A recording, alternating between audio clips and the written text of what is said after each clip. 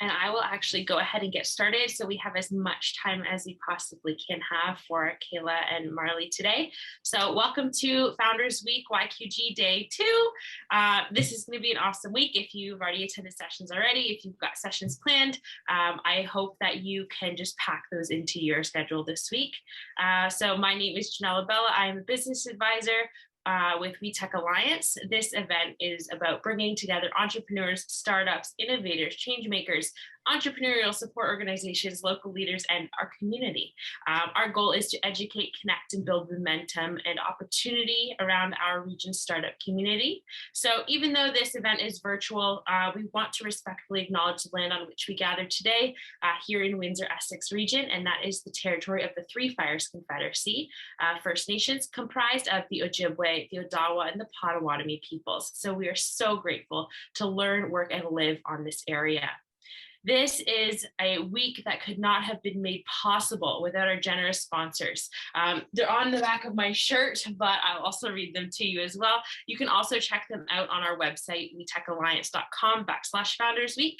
So it is the Province of Ontario, St. Clair College Alumni Association, the Job Shop, Libro Credit Union, Workforce Windsor Essex, Baker Tilly Windsor LLP, Alpha Core Group, Venture It, EPICentre, Small Business and Entrepreneurship Center, Genesis Entrepreneurship Center, and WEtech Alliance. Thank you everyone so much for putting our founders first. So today's session is hosted by WEtech Alliance. WEtech Alliance is one of 17 regional innovation centers here in the province of Ontario, funded by the province of Ontario and serving Windsor Essex and Chatham-Kent regions. We provide entrepreneurs with business services, training, mentorship, and strategic connections to help bring new ideas to the market, scale to the next level, and build a dynamic culture and community of innovation. The WEtech mission is to help start and grow tech and tech-enabled companies and champion innovation in Windsor Essex and Chatham-Kent. To learn more about us, you can check out the session tomorrow at 3 p.m., leveraging the Windsor Essex support ecosystem. And of course, we have to get to some quick housekeeping ideas. I know so many of you have joined some great sessions this week so far, and it's only day 2, but I'll be quick. So to consider and accommodate everyone attending today, we are going to do things a bit differently by leveraging a Zoom webinar. So you might not be able to see all the attendees, but you'll have ample time to engage with our guests during the Q&A session. So feel free to use the chat feature, as some of you are already doing, at the bottom of the window to engage with the session and the attendees. If you experience any technical difficulties, please go ahead and message in the chat box and we'll be sure to help you with that. This session is being recorded, and a video file, audio file, and relevant links will be available on our WEtech Alliance YouTube channel and included in the attendee follow-up email. And finally, let's make sure everyone knows Founders Week YQG is where it's at. Be sure to share hashtag Founders Week YQG on Twitter, LinkedIn, Instagram, and Facebook. Also, we've created custom shareable GIFs for the event to amplify your Instagram stories. In the search bar on Instagram, search up WEtech Alliance and you get those custom GIFs available for this event. So that brings us to today's fireside chat. I'm so excited to be here with both of you, moderated by Kayla Reed, the Entrepreneur and Network Growth Coordinator at CookUp. And we'll be talking today with founder Marlee Narain. Marlee, I apologize, please correct me, of Miss Buttercups. Thank you so much. And thank you for being here today, both of you. Thank you. Thank you. So much. So for those who may not be familiar with CookUp, we are a new nonprofit business incubator that supports early stage entrepreneurs, particularly from marginalized communities, in building food-based businesses. So what does all of that mean? It means that we provide a licensed commercial kitchen with subsidized pricing. We do business development sessions with me, and we work with our entrepreneurs to create meaningful connections in the community. So whether that is with our amazing network of mentors or local businesses with sales opportunities, we do our best to cultivate economic and entrepreneurial growth. So for this fireside chat, I'm really excited to be joining with Marlee Narain of Miss Buttercups, who is one of our CookUp entrepreneurs. And we will be talking about her founder story. So we're going to explore what drove her to start Miss Buttercups, discuss the trials and tribulations that she's experienced along the way, and how she hopes to impact the food industry. So I now get to introduce you, Marlee. So Marlee is a full-time entrepreneur with a background in nutrition and fitness with a relentless mindset. In 2019, she graduated from Western University, Brescia University, with honors of Bachelor of Science in Nutrition and Dietetics. That's a mouthful. After graduating, she quickly realized that her initial dream of becoming a registered dietitian wasn't for her. And Marlee's drive built her to start her own business, and her passion for fitness got her started in personal training and nutrition coaching. Her creativity pushed her to create nutritionally dense treats and sweets out of the gyms that she was working out of. So we're going to start with a few fireside questions, rapid fire style. So if you could speak every language or speak to animals, which one? Animals for sure. What business do you wish you had founded? Oh, I don't know if you guys have heard of Midday Squares, but it's kind of along the lines of where I'm going. So it's like a North Star, but Midday Squares is like a refrigerated chocolate product, and they are taking the food industry by storm. All right. What is the best piece of advice you've ever received? Oh.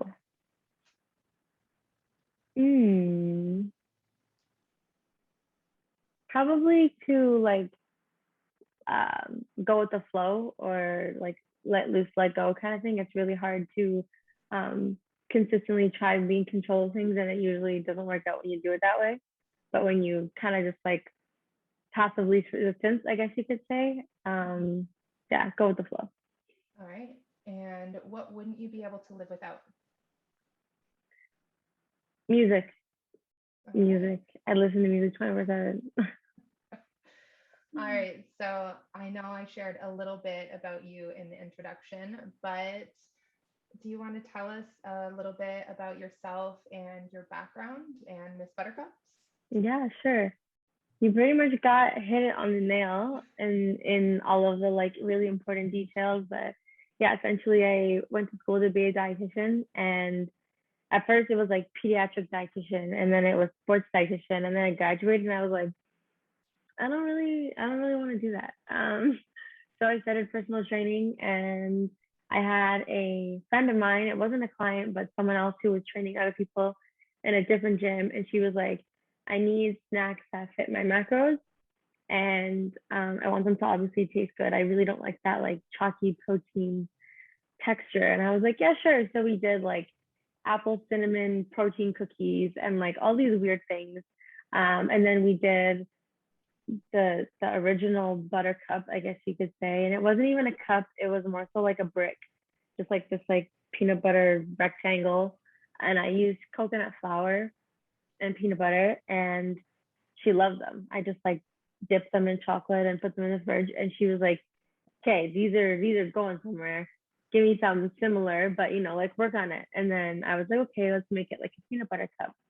And I switched the coconut flour out because I'm not sure if you guys know, but coconut flour is really high in fat. And then to add chocolate, which is also really high in fat, and coconut oil, which is also high in fat, it was like, it fit her macros in terms of sugar, but then it was like this super dense treat that took up almost a meal replacement in terms of the amount of calories that were in it. So I took out the coconut oil and the coconut flour, and I just stuck to protein powder and peanut butter. And that's kind of the product that I have right now. With COVID, I stopped. So I quit personal training because I was living in Toronto. And if you know anything about Toronto, it's like crabs in a bucket. There's 5 million personal trainers in the city. And as soon as you lose that physical aspect of training, you're now online. And the only way you can get online clients, unfortunately, and being frank, is through followers. And there were trainers in Toronto that had 52,000 followers. And I was like, yeah, I don't have that. So I stopped personal training, and I was doing nutrition coaching. And even for a little bit, I was helping other small businesses make nutrition labels. So that label on the back of the product that shows you the micronutrients and the macros and all the ingredients, I was doing that for other people. And then my wonderful boyfriend was like, so when are you gonna do your own? When are you gonna make your own labels for your own products? And because I had stopped for like maybe 4 or 5 months, and I was like, I don't know if it's gonna work out. And he's like, well, if you don't try, how are you gonna answer that question? And so actually around this time, 2019, I restarted, and I started with a Typeform, and I attached a Stripe account to the Typeform. And so people made orders through there. And then in March, I launched Shopify and was making it out of home. And then I moved here in July and connected with CookUp. CookUp was actually the only reason I was able to comfortably move to Windsor with my business confidently. And yeah, I've been working on it ever since. Yeah, whoop, whoop. I know, I can't lie. I'm a little like, you were one of my first entrepreneurs when I joined this role. So when you talk about making this possible, it was like, it's just really beautiful for me. So now that you're on this entrepreneurial journey and everything, what is the next step for you? You know, now you are expanding to this audience, you're growing in Windsor, you know, what is the next step with that? My next step, and this might, I hope it doesn't ruin a question later, but it's to find funding, because that's my biggest obstacle, is being able to continuously like put money into this business and make sure that it's growing, while also paying myself. So my next step is to really try and get some money from friends, family, and stuff like that, so that I can just keep the ball rolling, because it's really hard to just keep putting my own money into it. So funding. Yeah. So even with the financial, you know, aspect of it, what drives you to continue to struggle? I think people's feedback. I get a lot of DMs about like first orders, or I have one girl, she spent $111 on chocolate, and that for me was like, I don't have $111 spent on chocolate, but if you do, that's great. And I'm glad that you can spend that money on something that I'm creating, it's other people's either like willingness to try and try a new product, but also their willingness to keep spending their money on something and really enjoy it. I had a girl 2 weeks ago, and she's allergic to dairy, and all the chocolate on the market is made with milk chocolate, like Mars, Reese's, like it's milk chocolate. It's actually so much sugar and milk that it's called candy on a bar. It's actually not called chocolate on the packaging. So she was like, I'm allergic to milk, and this is the first like peanut butter cup I've actually been able to try and really enjoy. And she was from like Owen Sound. It's moments like that where I'm like, wow, I have something and people like it and enjoy it, and it has to keep going. So yeah, other people's feedback for sure. Good. I'm really happy to hear that. And so is that part of like the tips and tricks that you use to stay focused and stay positive during this entrepreneurial journey, is just the feedback from them for everyone? Feedback from other people, also like being able to create stuff, like create the product and create new products. I have I used to call it playing with my food. And I would play with my food on Instagram and just like try new recipes and stuff. And my grandma even now she has this one story where she's like, at the cottage we had the like little play kitchen, those toy kitchens with like all the little fake stuff, and it's like a fake sink and everything. And I was maybe like 8 or 9 at the cottage. She was like putting it at the street. No 9-year-old is playing with one of those. Okay. I was not playing with it.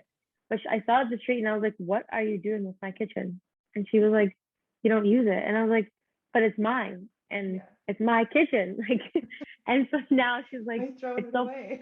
Yeah, she was like, it's so funny to see you like working in the kitchen and creating stuff in the kitchen and just continuously playing with your food. So I think it's the thought of being able to create something and continuously like try new products and try new flavors mixed with people's feedback, and then being like, whoa, this is really cool, or like, oh, I really like this.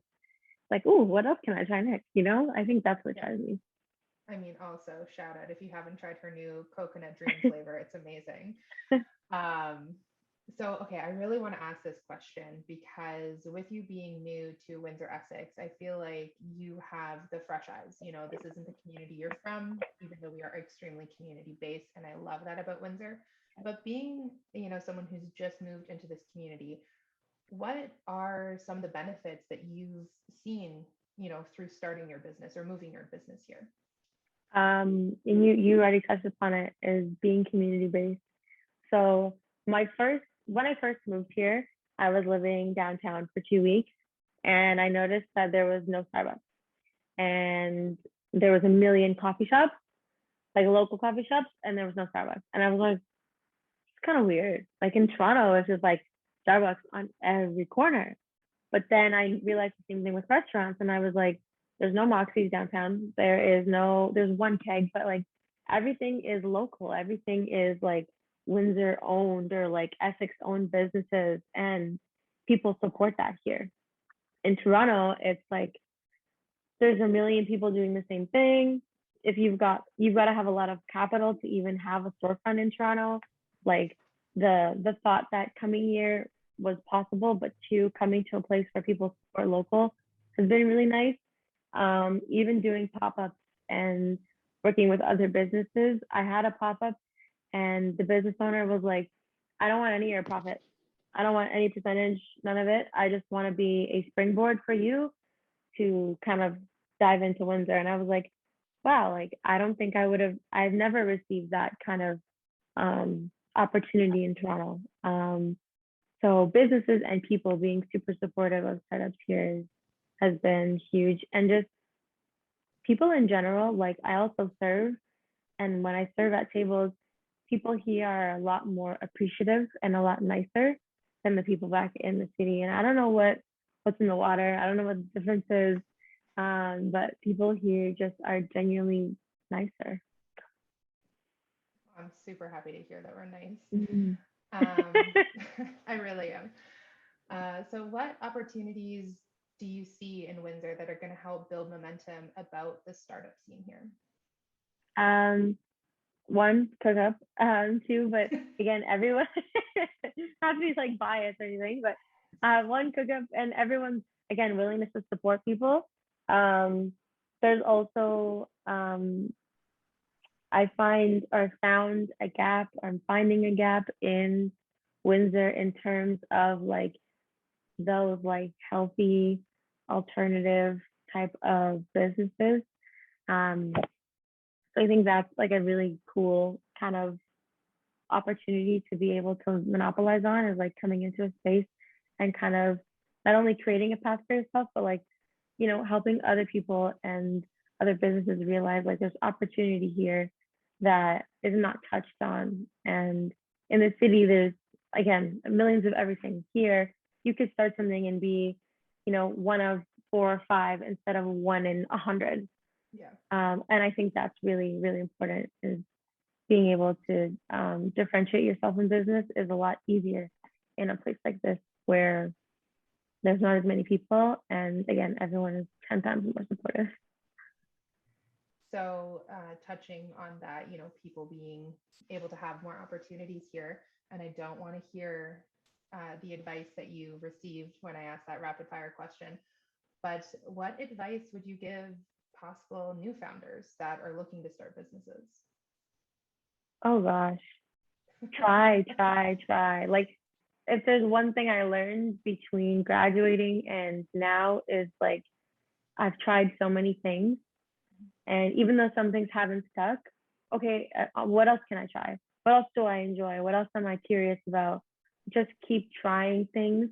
And I think it's easy to see successful people and think like, oh, they hit the nail on that. But it's like, you didn't see how many things they tried before they got there. Like Elon Musk, for example, I don't know what he tried before, but I'm sure he tried a million other things before he created one PayPal. He was like part of the founding team in PayPal, but also like an electric car. You've got to have tried a million things before you hit that one thing and you're like, yeah, this is it. So yeah, try. And I get to see a lot more than other people because we do, work regularly with each other. But what happens when trying doesn't necessarily go according to plan? How do you deal with people who, I see you smiling, how do you deal with people who, don't necessarily like your product or like your service or something like that? Like, how do you deal with those negative feelings? Or I don't even know if they're negative feelings, but how do you deal with that? Yeah. I know exactly what you're referencing, which is going to make me laugh. And some of you, Caleb might have shown it to some of you, but when it comes to like a customer or something like that, and they're, oh, I don't like your product, like it's really easy for sometimes to be like, oh my gosh, like that kind of hurts, like someone doesn't like it, and then I had to sit back in this one instance and be like, that's not your customer. It's not your customer. There are people spending $111 on your product. That's your customer. There are people who want nothing to do with it, and that's okay. I think being, like you said, like relentless and kind of have to have a hard shell sometimes. My mom calls me the ice queen, so I think it comes naturally to me. But like being able to just kind of like process it, brush it off, and okay, what do I do next? What can I do? Instead of reaching out to that person, can I reach out to somebody else? Instead of going down this path, can I navigate myself and go down another path? And I think I've been using this model lately, or analogy, I guess you could say, is I feel like I'm trying to cross a river and I'm stepping on rocks. And it's like, okay, there's that rock and there's that rock. That rock might sink, that rock might make me sink. And that rock is going to get me to that rock, which is going to get me to that big rock over there that I've been trying to get to. And then maybe I'll get to the other side. It's kind of like you just got to take it day by day, step by step. And sometimes, you might sink, but got to get back up again.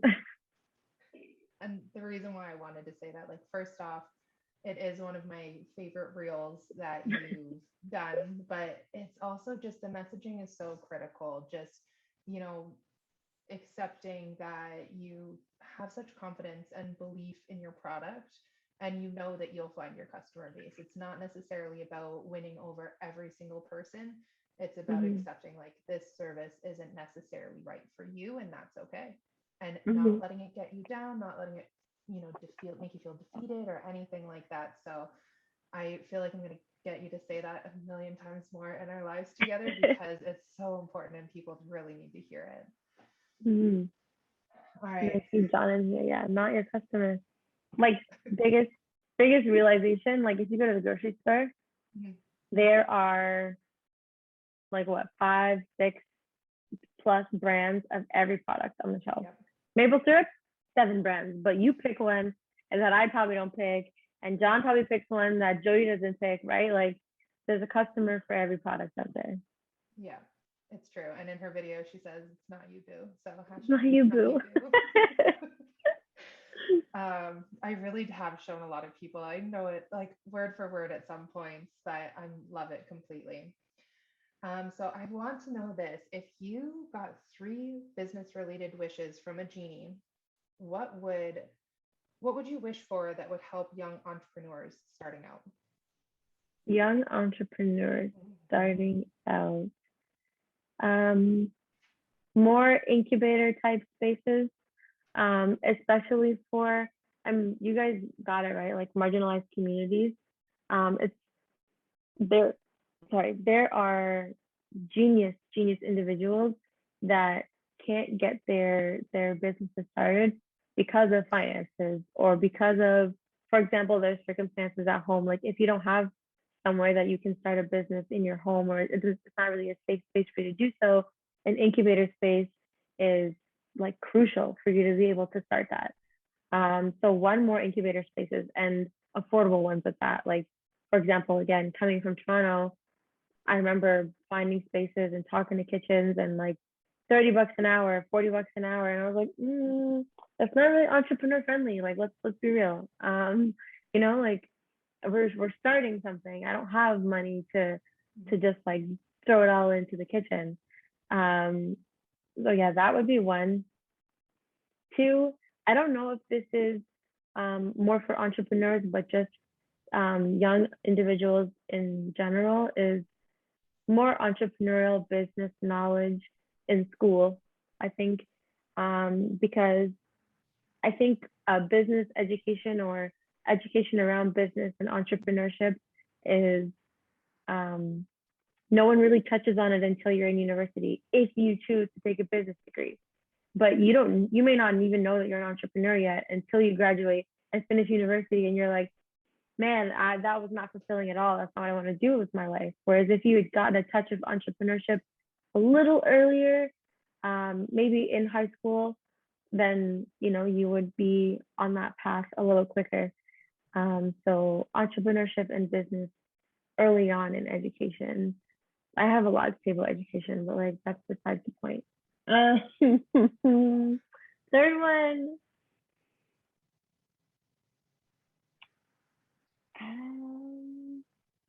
Social media knowledge, and it's not social media knowledge, social media like education.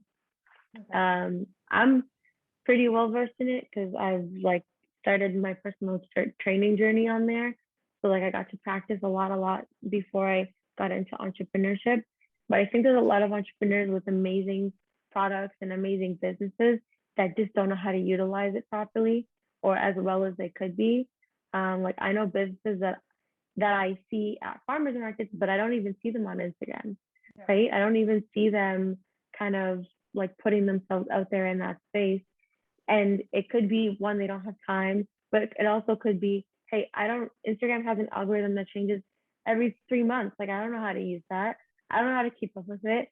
Or maybe they're not following the right people to help them with that. Like I follow a ton of social media entrepreneurs and stuff like that just because of where I came from in Toronto, which I think was super beneficial. But I think there's a lot of businesses that could use social media training and education, and it would just leverage their business so much more.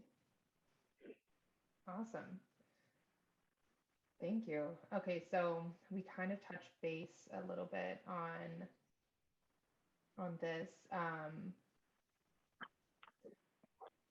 So, and also I really appreciate that as well, like the 3 wishes. So education, incubation space, and also social media, like entrepreneur education and social media education. I think that those are really important. And with that education, like, do you think goal setting is necessary? Like if young entrepreneurs had that, let's say, would goal setting be part of that education, aspect of it? Do you think goal setting is necessary? I think it's necessary in life. I think it's a good way to drive you towards something. And like, I'm going to be real with you because, I had some really ambitious goals that I didn't reach, but like it drives you towards something and it forces you to kind of put yourself in motion to reach maybe not 800 subscribers, but like 300 subscribers, right? And I think it's important that like you set goals because you kind of got to figure out where you want your business to go. For example, do you want to be like a social enterprise? Like for myself, someone mentioned it to me the other day and they're like, do you want to be a social enterprise? And I was like, I don't know. And they're like, well, you're kind of already like, sustainable and fair trade and organic. And I was like, oh, you're right. Like I never thought about that, right? But that could be someone's goal, is to be a social enterprise or a B Corp, for example. And that determines what decisions you end up making for your business. So yeah, I think goal setting is extremely important.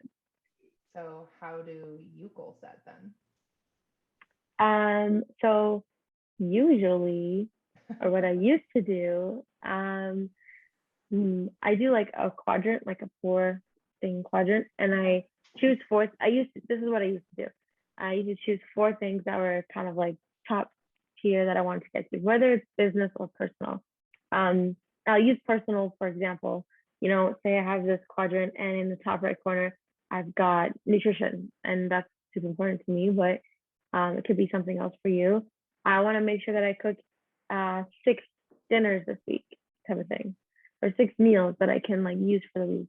That's goal number 1, super important to me. And say on the next quadrant, it was sleep. and I want to get 7 hours of sleep a night type of thing. Okay. And just fill the quadrant with really simple goals. That was how I used to do things. And then I got this journal, and I think I was working through kind of when I first got here, and it was in business terms, you chose a goal for each kind of pillar of business. So a goal for operations, a goal for sales, a goal for marketing, a goal for finances, and a goal for customer like satisfaction or CRM, for example.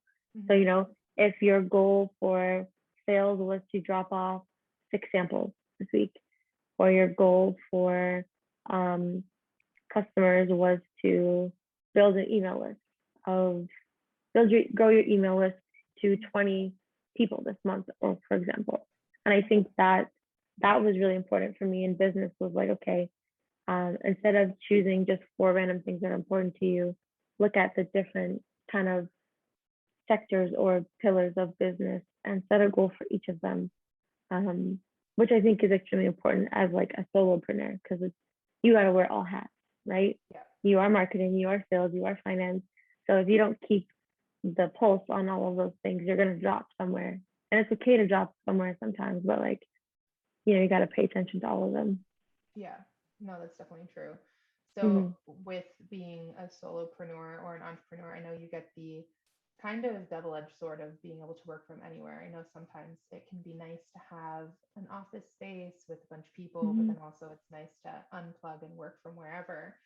But what are your top tricks and tips for working remotely and staying focused while doing so? Podcast. Yes, I listen to, okay, so I'm going to put in the chat, because this is a book and a podcast. How I Built This by Guy Raz.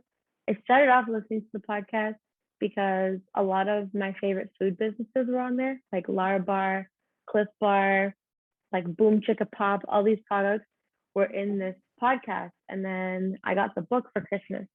And the book is, I think, necessary for almost any entrepreneur to read, because they go through, each chapter is like from idea to kind of like business plans to funding to scaling. Like each chapter was just like how to build your business pretty much. But yeah, podcasts definitely keep me focused, because if I don't listen to a podcast, then I start listening to music, and I've listened to music and like, let's clean and let's do this. Whereas if I listen to a podcast, I'm like, okay, I'm doing all of the important things that I need to do. So that's 1. 2, like limit your distractions. Working from home or working remotely, for example, I would say that's number 2 for sure. So for example, my boyfriend and I both work from home. We cannot work in the same room, or else nothing gets done. We just talk about what's going on and what are we eating for dinner and what do you need to do later. I think it's just like limiting whatever distractions you may have around you, and setting a routine. So like making sure that you get your time to yourself before you jump into everything else. That's like number 1 for me. So for example, I wake up and at least stretch and read before I get into things. If I wake up early enough, then I'll read, stretch, write, and, you know, do a short workout. But at least have some sort of routine for yourself before you do everything else. That way you can just focus on the things you need to do when it's time. Okay. Awesome. So limit distractions, have a routine, and podcasts for sure. Some sort of motivation while you're working. Also, wasn't there a technological tool that you used to try and like deal with time management as well? You told me about it. Toggl. Yeah. Are you still finding success with that? Yeah, I still use it. So Toggl is an app where you can track your time. You could get a paid plan and you could like bill people on there. Like you could say, this person is paying me $24 an hour. enter, and then you do your work for them and you could like bill somebody. I don't have it for that reason, but I have it set up where I track my time and I have categories. I have like my business, I have business for other people, like when I do business for other people or work. I have self-care, I have my relationship, I have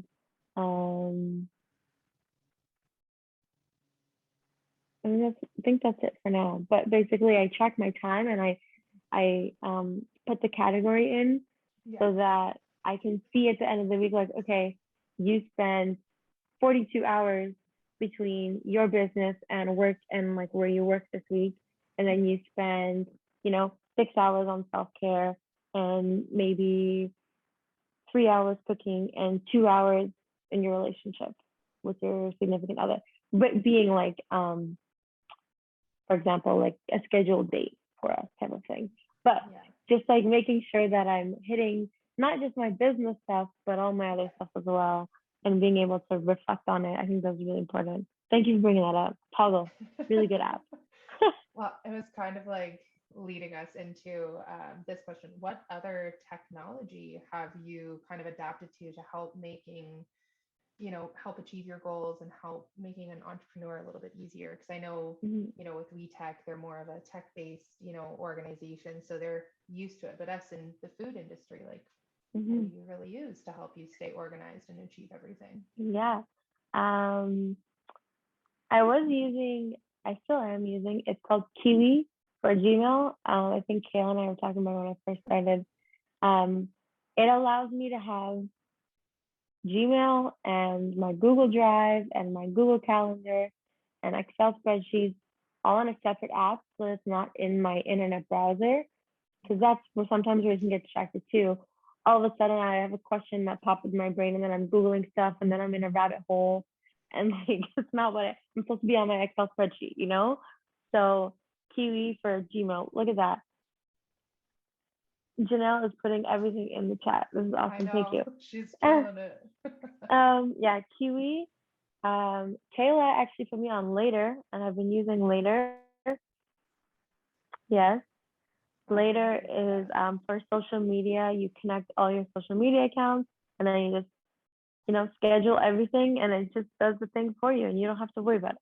As a solopreneur, that's super important too. So yeah, Toggle, Kiwi, Later, Canva for live without Canva all. Yeah, literally, if you don't have Canva, I don't know what you're doing, but you need to get Canva. That is like crucial. I've been using that since I was in university, so that's like one of my go-tos for almost everything, and that's pretty much it. I use Excel spreadsheets for a lot of things. Yeah, like tracking stuff. Oh, Typeform. Typeform's crazy because you could do like surveys. You could do, like, people can pay through Typeform. You can make order forms on there, and there's like a whole bunch of logic. You can have questions, jump from this question to that question. Typeform, I think, is a really useful tool if you need to get feedback or have multiple people kind of answer the same questions, if you will. Yeah, I think that's it that I'm using, or like currently using.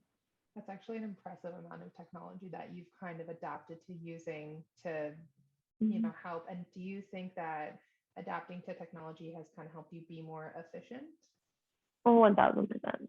Yeah. 1000%. Yeah. I am definitely pro technology. I love, although it does challenge me, getting it set up is always the most challenging part for me with all my toys in the house.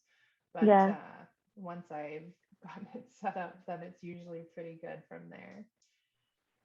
So, all right, I want to get back to the food industry. So, with the food industry and with your industry, what are some trends that you're seeing? Oh gosh. So the food industry is it's it's a tricky place to be. I feel like there's like this paradox of food where it's like eat healthy but also eat whatever the heck you want right now. So right now it's kind of hard. I also see a lot of the like dietetics and nutrition side of food. But if we're talking like food products and like commerce in food, I would say a lot of people are going the more organic, vegan, gluten-free. Everyone's learning their food sensitivities and what's triggering their body, which I think is amazing. And I think it's great because everyone's different and everyone's body is going through something that they might need a little bit of extra help with in terms of digestion. So I think it's really nice that we're seeing all these alternatives pop up. Even the allergy-free products. So for example, in peanut butter cups specifically, because there's a lot of them on the market, Free to Be is allergen free. So they're making a product that's missing all 9 allergens. And the 9 allergens are like milk, wheat, soy, all that kind of stuff. So they're making sesame butter cups. So it's sesame butter, I think, or no, sunflower. That's what it is. So there's a few brands that are also coming out, and I know CookUp works with one too that's really kind of diving into the allergy-free world of food products because people have allergies and it's really hard to navigate. Yeah. So yeah, organic, allergen-free, gluten-free, vegan. So I think those would be kind of your biggest trends, but I think healthy is becoming more popular in the food industry, you know, like cauliflower crust, like all these things, all these alternatives are popping up. Yeah. So I'm kind of riding that wave. I'm trying to ride that wave. Yeah. I was about to say, you're definitely riding that wave. So I actually realized, like, going through some of the things that we've talked about, tell us more about your product, because I don't think you got into, like, I know you said the chocolate's fair trade, and I know you said that it's kind of like, you know, snacking with a conscience type thing, like you're considering your macros, but there's more about your product that I feel like people should know, you know, your product and packaging and stuff. Yeah. So I'll start from the outside and move in. So yeah, the product is packaged in rice paper packaging, so it's biodegradable. For now, I would really like to get compostable packaging. I do have a brand that makes compostable packaging. I'm just waiting to get to them and be able to afford them. So that would be really nice one day to be like, yeah, you could throw this package in your compost. And that's something that I think is missing in the food industry is sustainably packaged goods, because the whole grocery store is all plastic, most of it, which is kind of not a good thing. But so yeah, the rice paper packaging on the outside, and then so the chocolate is dark chocolate. It is fair trade as well. That was something that was really important to me. I saw in February of this year, and it didn't hit major news, but I'm subscribed to random newsletters in the food industry, that Mars, Hershey's, Mondelez, Berry Callebaut, basically all your giant chocolate companies, we were named in a lawsuit for child slavery and labor, like violating labor laws in terms of their production processes in growing cacao in other countries. And so I was like, I went into a rabbit hole and I was like, oh my gosh, all of the chocolate on the shelves is made from child labor and people just buy it and they have no clue. And so I was like, I need to make sure that this thing is made with fair trade chocolate. Like, I need to make sure that I'm getting it from someone that is paying their growers and producers of cacao at least living wage wherever it is that they're living. Like, that's the bare minimum that I could do when making the product. So fair trade chocolate, it's also organic. And then the inside, so I was vegan when I was making the product. So I was like, this has to be vegan because I'm vegan. I'm not anymore because it was really hard to maintain living with my boyfriend and his cousin who are almost carnivores. So it got really tough for me, but the fillings are vegan. So the protein, the peanut butter filling is literally pea protein, vanilla, and peanut butter. And those are all organic. And then the caramel, this one took me a really long time to make, and really long time to get it the way I wanted to get it. But it is dates, flaxseed, vanilla, and oat milk. So it's vegan caramel. There's no butter in it. There's no like white sugar or brown sugar. It's all sweetened naturally. And that one I was really hoping to get like high fiber claim on there, but it's not enough for it to be high fiber. But flax seeds and dates are both really fibrous, which also helps with reducing the spike in insulin that you get when you have sugar. So the fiber kind of slows down the release of sugar into your blood. So diabetic friendly is something that you could say with that. So I was really just trying to create something that literally anybody could have. Like nobody could be like, oh, it's, you know, like it's got too much this in it. Like, no, it actually doesn't. There's only 3 grams of sugar per cup. And I did that at my last pop-up. Some lady was like, oh, I can't have chocolate. And I was like, why? She was like, oh, it's not good for me. And I was like, it's high in copper, it's high in magnesium. The fillings are vegan, there's no added sugar. What can you say no to? And she was like, okay, fine. And she bought a bag.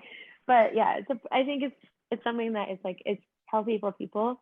And so in making the products and kind of keeping this in mind, my motto, or I guess you could say my biggest, my mission is to create products that were made with people in mind. So like, forget profits. I wanted to make sure that it's good for humans, from production to consumption to putting it in your compost. So yeah. I know that when, you know, you kind of explained to me the filling and, you know, everything that goes into it, for me being someone who has to be mindful of like my sugar intake and stuff like that, it really did make it, made it way easier to even think about snacking, you know, because I know flaxseed is like a natural sugar balancing and there's so many things. And I'm just like, okay, yes, I can still have like this ooey gooey caramel and I can still have this peanut butter and now this coconut one. And I feel like I'm doing something so bad every time I eat them. I'm like, this is amazing. But then I read the information and the nutrition and I'm like, okay, we're good. So I know we have a few more minutes. I know Q&A is usually about 10 minutes, but there's a few questions in there. So I think I want to kind of get to it. So if anybody has any other questions they would like to ask Marlee, just go ahead and send them in the Q&A feature at the bottom of your screen. And I also wanted to point out too, that John Mark in the chat, did you see that he was stealing your hashtag? It's not you. I was reading that and I was like, yes, it's catching on. Okay, so we have a question from Jody. She asked, where do you see yourself in 5 years and how do you plan on achieving that goal? Where do I want to be in 5 years? Costa Rica, on the beach, somewhere warm. Yeah, I think in 5 years, I would like to be, in like loose terms, able to work from anywhere.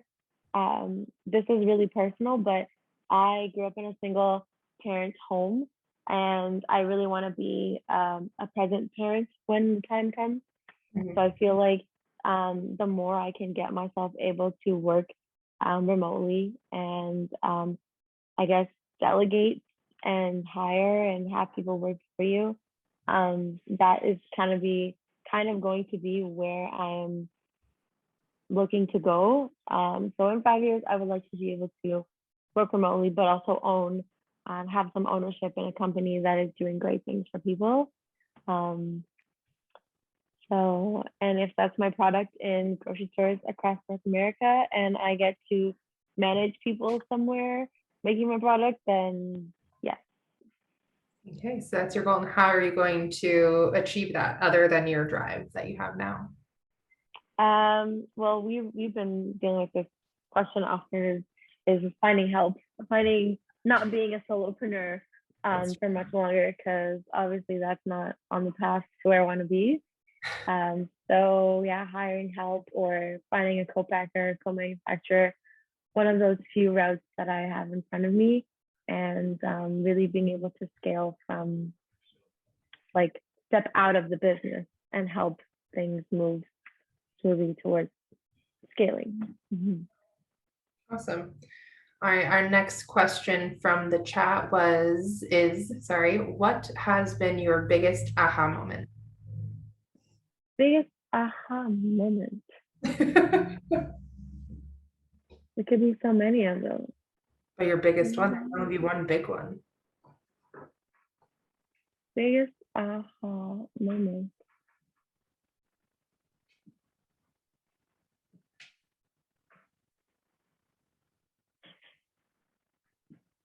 Also, I know I'm not supposed to be checking my phone, but I have notifications for when our entrepreneurs get mentioned. 10 out of 10 would recommend Miss Buttercups. I ordered the OG peanut butter and I'm obsessed. Her product is organic and made with fair trade chocolate. I'm loving her story during Founders Week YQG, along with Kayla K. Reed from We Are Cook Up. Thanks, Sydney. Thank you. I think my biggest aha moment was honestly being able to move here and find an incubator space and a kitchen. That was my biggest struggle for like almost close to a year, was finding somewhere to do my product out of home that I could afford. And so I think being able to find a space that was affordable for me was like, okay, we can do this. I think that would be my biggest aha moment that I could think of. Yeah. Awesome.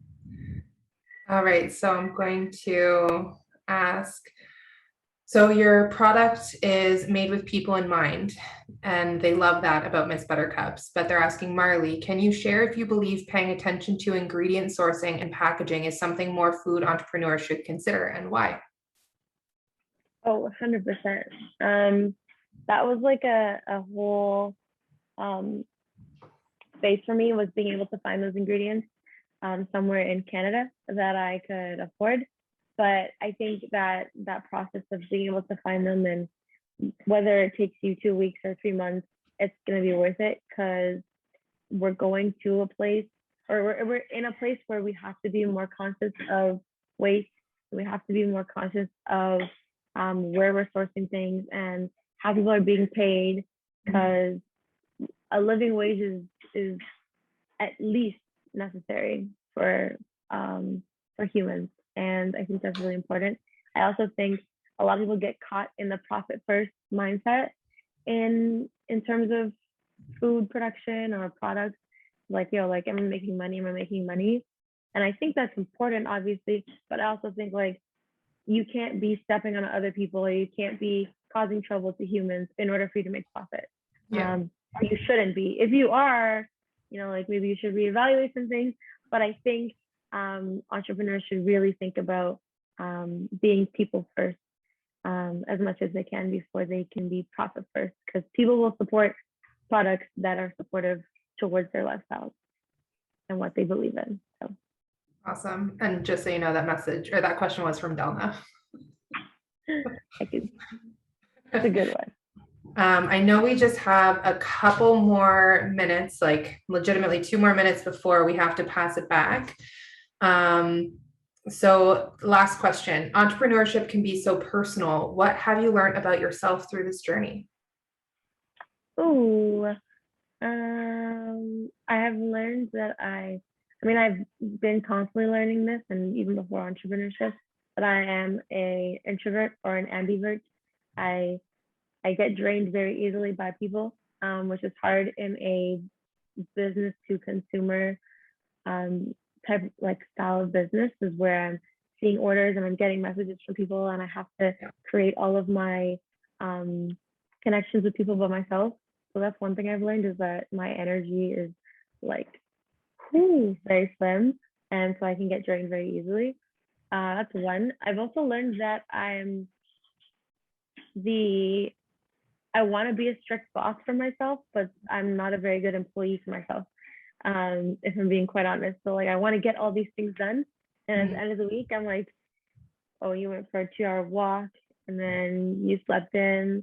And, you know, like I look back at things and I'm like, you weren't the best employee for yourself, even though you set out all these huge goals.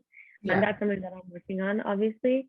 But yeah, I'm a good boss, not a very good employee to myself. Well, thank you so much, Marlee. I really appreciate you answering everything. That does wrap up the Q&A time that we have. And I really do appreciate all of the awesome questions. So with that, I'm going to turn it back to Janelle to wrap up. Thank you very much, Marlee, for sharing with us your journey today. It was so awesome to learn from you. And I definitely think that myself and maybe half of the WEtech office is going to be on their way to get Buttercups this week. And my mouth is watering thinking about it. So on behalf of Founders Week YQG, we want to continue to celebrate your success, and we can't wait to watch you grow. I've put a link for a quick survey in the chat. Those of you who've already seen those this week, it's just a quick survey to enter to win a $50 Windsor card. The more sessions you provide feedback, the more entries you get. Before we close off the session, I'm just going to grab a quick screenshot of the team. And don't forget, our next session today is at 4:30, a fireside with Connor's Cookies. So in the theme of food, you can head over there in about an hour and a half and join Adam Castle and Connor for their fireside. Also, we want to make sure that you don't miss a single thing this week. Tomorrow night is YQG Founders Week, Town Hall, and Friday is Failure Night. So we learn about that F word we don't talk about. So make sure you add them to your schedule and don't miss out. And in case you missed it, Founders Week is offering a lot of perks, so check those out on our fun and freebies tab to learn more, and we can't wait to see you at sessions later this week. Thank you very much, and thank you everyone for joining us today, and we will see you at another session. Awesome. Thank you. Bye, everybody.